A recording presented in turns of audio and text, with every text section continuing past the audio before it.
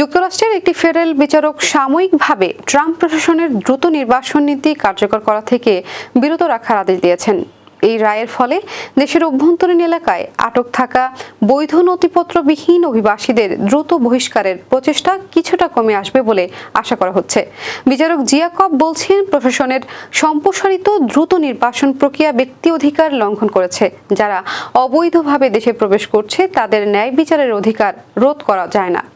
সরকারকে তাদের ন্যায় বিচারের সুযোগ দিতে হবে। এদিকে ডিপার্টমেন্ট অব হোমল্যান্ড সিকিউরিটি জানিয়েছে, ট্রাম্পের শপথ গ্রহণের পর তারা দ্রুত নির্বাসনের ব্যবহার সম্প্রসারণের পরিকল্পনা গ্রহণ করেছিলেন।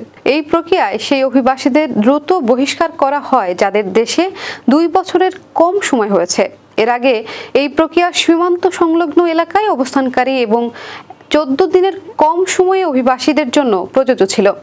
গত মে মাস থেকে যুক্তরাষ্ট্রের অভিবাসন ও শুল্ক প্রয়োগ সংস্থা আদালতের আদেশে অনুযায়ী অভিবাসীদের গ্রেপ্তার করে, যদিও শরণার্থী আবেদন করার মাধ্যমে দ্রুত নির্বাসন স্থগিত করা যায়। অনেকেই এই অধিকার সম্পর্কে জানে না এবং প্রাথমিক যাচাই প্রক্রিয়ায় ব্যর্থ হলে দ্রুত বহিষ্কৃত হয়েছেন।